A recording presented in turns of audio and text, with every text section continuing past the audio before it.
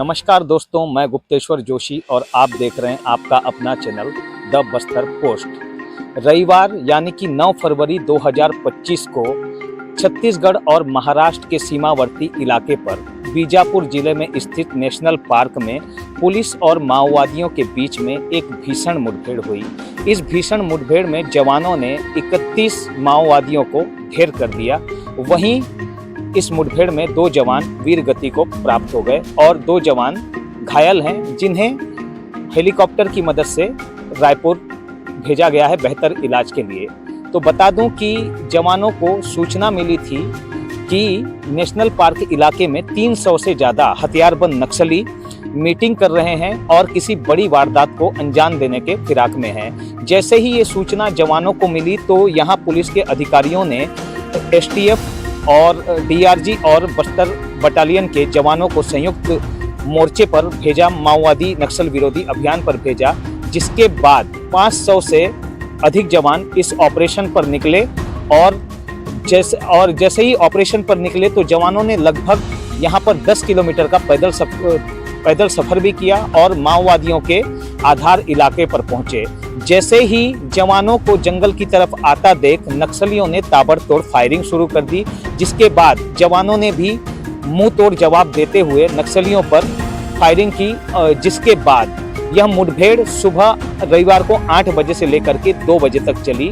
और जिसके बाद यहाँ पर जब जवानों ने सर्च ऑपरेशन चलाया, जब मुठभेड़ घटना स्थल पर उन्होंने सर्च किया तो उन्हें 31 माओवादियों के शव बरामद हुए और जवानों को आधुनिक हथियार भी इन मारे गए माओवादियों के पास से मिले हैं, जिसमें से एक AK-47, इंसास और SLR जैसे आधुनिक हथियार भी जवानों को मिले हैं। बता दें कि यह जो सफलता पुलिस को मिली है, ये पुलिस के लिए बहुत बड़ी सफलता है। 31 नक्सलियों का मारा जाना ये कहीं ना कहीं बहुत बड़ी सफलता के रूप में देखा जा रहा है।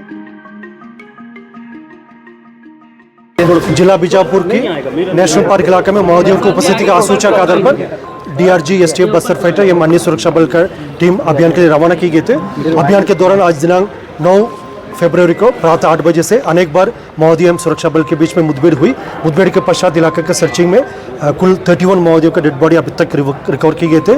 घटनास्थल से काफ़ी बड़ी मात्रा में AK-47, INSAS, SLR, BJ launchers इस प्रकार का हथियार भी रिकवर किए गए थे। आसपास इलाके में भी सर्चिंग जारी है।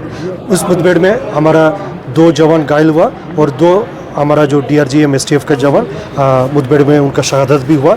इसके बावजूद सुरक्षा बल द्वारा आसपास इलाके में अभी भी सर्चिंग जारी रखा है। उसमें जैसे अन्य रीइंफोर्समेंट पार्टी भी घटनास्थल के लिए रवाना किए गए थे और मुठभेड़ में नॉर्मली इस इलाका में नेशनल पार्क और तेलंगाना स्टेट कमेटी के कैडेट्स को उपस्थिति का आसूचना के आधार पर रवाना किए गए थे। शिनाख्ती होने के बाद माओवादियों का कौन कौन कैडर उपस्थित रहा उनका जानकारी हमको स्पष्ट रूप से प्राप्त हो सकता है। बीजापुर के नेशनल पार्क क्षेत्र में डीआरजी और एसटीएफ की संयुक्त टीमें नक्सल विरोधी अभियान कार्रवाई पर निकली हुई थी।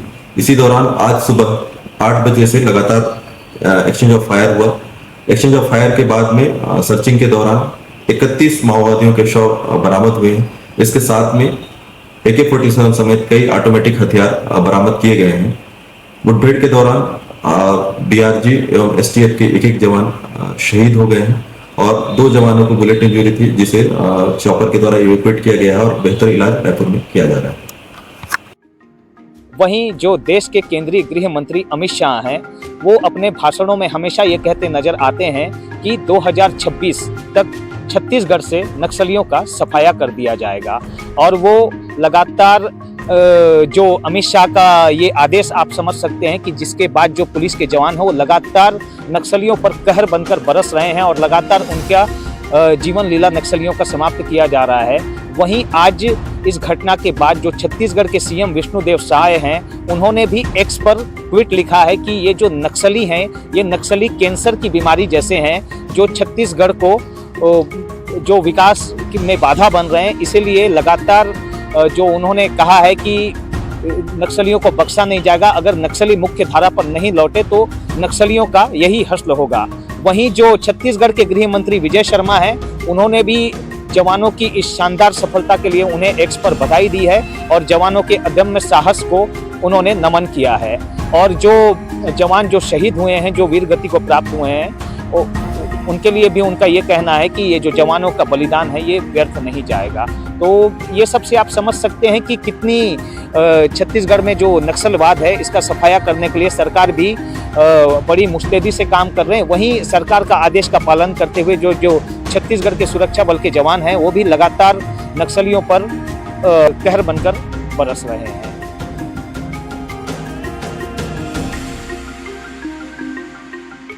ऐसे ही बस्तर के राजनीतिक हालात, यहाँ की नक्सल समस्या, हमारी ग्राउंड रिपोर्ट को देखने के लिए हमारे चैनल द बस्तर पोस्ट को लाइक कीजिए, सब्सक्राइब कीजिए। अगर हमारे वीडियोस आपको पसंद आते हैं तो उन्हें अपने ज़्यादा से ज़्यादा दोस्तों में शेयर कीजिएगा। दोस्तों धन्यवाद। जय हिंद, जय भारत।